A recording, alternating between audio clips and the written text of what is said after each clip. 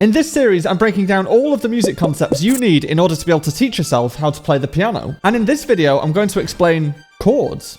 So let's get into it. In music, a chord is where you play 3 or more notes at the same time. Chords make up most of what you are listening to when you are either listening to a piece of music or you are reading a piece of sheet music. And in order to understand chords, first we need to understand the notes on the piano. And there are 12 notes on the piano. We have the notes A, B, C, D, E, F, and G. And then we have 5 black notes that go in between the white notes. The black notes can be called sharps or flats. Sharp just means 1 up. So if we play a C and we want to play a C sharp instead, we play 1 up from a C.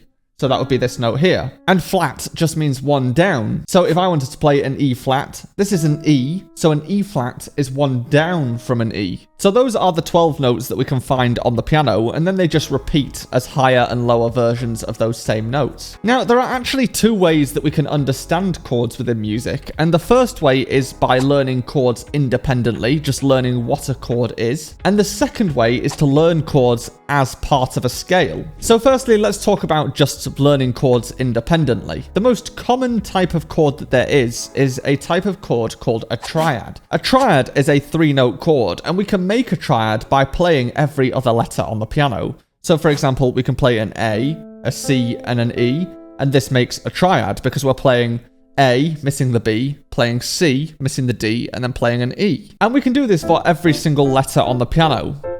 It also doesn't matter if we have a sharp or a flat version of these notes. For example, if I played A, C sharp, and E, this is still a triad. Or if I play A, C, and E flat, this is still a triad. Because we're still playing every other letter, we're just playing different versions of those letters. And there are actually 4 types of triads that you can come across in music. And they are a major triad, a minor triad, a diminished triad, and an augmented triad. In order to be able to work out which notes we actually press in order to make these 4 types of triads, we can work out the distances between the 3 notes that make that triad. So for example, if I play a C, an E, and a G, this is every other letter. The distance between the first 2 notes is a gap of 1, 2, 3 keys in between that I'm not playing. And the distance between the top 2 notes is a distance of 1, 2 keys that I'm not playing. And if this is the case, where you have a gap of 3 and then a gap of 2, then that is a major triad. And we can do this with any key on the piano. So if I play an E, for example, and I have a gap of 1, 2, 3, then play the next key, and then a gap of 2, and then play the next key, this is an E major triad. Major triads typically sound happier or more positive. They usually represent the more positive emotions. If we have the opposite gaps, so a gap of 2, then a gap of 3, then that makes a minor triad. So if I go back to C, a gap of 2, that would give me an E flat, and then a gap of 3, that would give me a G. So C, E flat, and G is a minor triad. And if I do the same thing on E, a gap of 2 would give me a G, and then a gap of 3 would give me a B. So this is an E minor triad. Now, in reality, the difference between the major and the minor triad is just that the middle note drops by a half step. And minor triads typically sound more dark and represent the more negative emotions. Then we have diminished triads, and diminished triads have a gap of 2 and then another gap of 2. So starting on C, that would be a gap of 2 giving us an E flat, and another gap of 2 giving us a G flat. So this is a diminished triad. And if we did the same on E, we'd have E, a gap of 2 gives us G, and another gap of 2 gives us a B flat. So this is a E diminished triad. And diminished triads tend to sound more surprising and have kind of a shocking sound to them. The 4th type of triad is an augmented triad, and this is where we have a gap of 3 and then another gap of 3. So this would be C, a gap of 3 gives us an E, and then another gap of 3 gives us a G sharp. So this is a C augmented triad. And if we did the same on E, we'd get an E, gap of 3 gives us a G sharp, another gap of 3 gives us a B sharp. So this is an E augmented triad. Now you may notice how I played this key here, but I said that it was a B sharp. And that is because E, G, and B are every other letter, and we need to keep them being every other letter.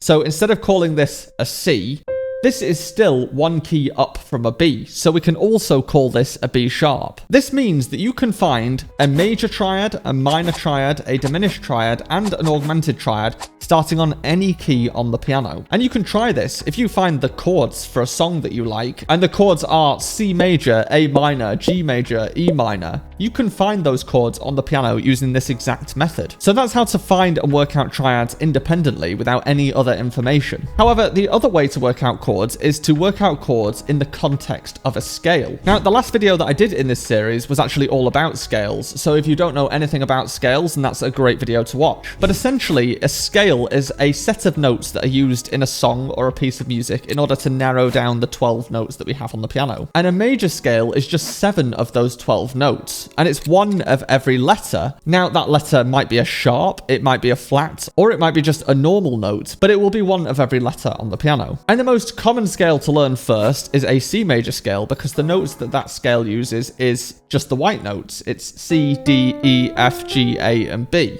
Now, if you are playing a piece of music that is in the key of C major and therefore using that scale, we can work out which chords that scale is going to be using. And we can do this by playing every other note in the scale. So if we have just the white notes in a C major scale, chord 1 is going to start on a C, and it's going to be every other note in that scale, so C, E, and G. Chord 2 is going to start on a D, and that'll be D, F, and A. Chord 3 will start on an E, that'll be E, G, and B. Chord 4 will be F, A, and C. Chord 5 will be G, B, and D. Chord 6 will be A, C, and E. And chord 7 will be B, D, and F. Now, interestingly, because of the notes that are used in the scale, some of these chords are major, some of these chords are minor, and one of these chords is diminished. So in a regular major scale, chord 1, chord 4, and chord 5 are major chords. So in this case, that is a C major chord, an F major chord, and a G major chord. Chord 2, 3, and 6 are minor chords, so that's a D minor chord, an E minor chord, and an A minor chord, and chord 7 is a diminished chord, so that's B, D, and F, which is a B diminished chord. And you can actually see this if you work out the gaps that are between the notes within those chords. If I pick chord 3, for example, which is E, G, and B, there's a gap of 2, and then a gap of 3. And minor chords have a gap of 2 and a gap of 3, so therefore this is E minor. Whereas for chord 4, we have F, A, and C, and there's a gap of 3, and then a gap of 2. And major chords have a gap of 3 and then a gap of 2. So this is F major. The interesting thing here is that no matter what major scale you're using, if you're using an A major scale, a G major scale, a D major scale, a B flat major scale, a C major scale, in all of these scales, you will get a major chord 1, 4, and 5, a minor chord 2, 3, and 6, and a diminished chord 7. So if you know the scale that that song or piece of music is using, then you also know the 7 chords that that song or piece of music is using. Now, earlier I said that triads were the basis of all chords within music, and that is because all chords start as a triad. We can think of all chords as a triad. Then we can add, change, or take away notes from that triad in order to form different types of chords. And one of the most common ways to add to a triad is to play 7th chords. Now, to form a triad in a scale, what we do is we play every other note starting on one of the notes in the scale. So for C major, chord 1 was C, E, and G. Now this is note 1, 3, and 5, note 1 being the first note in the chord.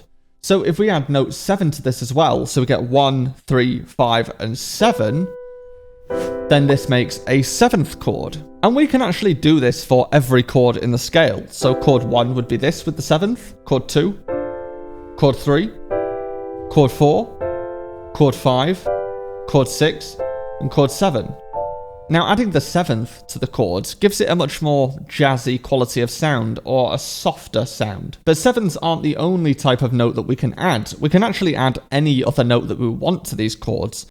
If we add this note here, which is the 2nd, that has its own unique quality of sound. If we add this note here, which is the 4th, this has its own unique quality of sound. You can add or take away notes from these triads as much as you like in order to find the quality of sound that you like. And if you ever see a chord chart where the name of the chord is given and it says something like C6, then that's just a C chord with the 6th added. So 6 notes above the first note in the chord. C9 would be adding the 9th note above the chord. So that is how you make chords in music. But we don't really play them like that on the piano. It would be very boring if we were to play all of our chords just in this shape like this. So instead, on the piano, what we often do is separate the notes and play them in various places on the piano. And we often don't actually play them all at the same time. We might play those notes in different combinations. So for example, a C major chord is the notes C, E, and G. But I don't need to play those notes here on the piano. I could play a C, an E, and a G. And this is still a C major chord because it's still a C, an E, and a G. I could then also separate those notes, so play them one after the other.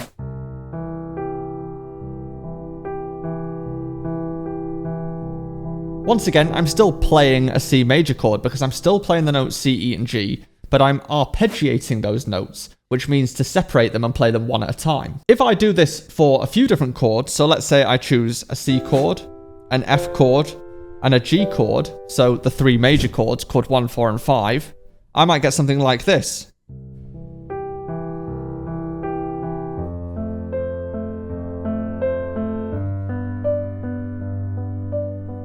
And suddenly, I'm starting to get something that more resembles something that you might hear on the piano. These patterns can get very, very complicated very quickly on the piano, because you can play these 3 notes in any number of combinations on the piano, and at lots of different speeds. For example,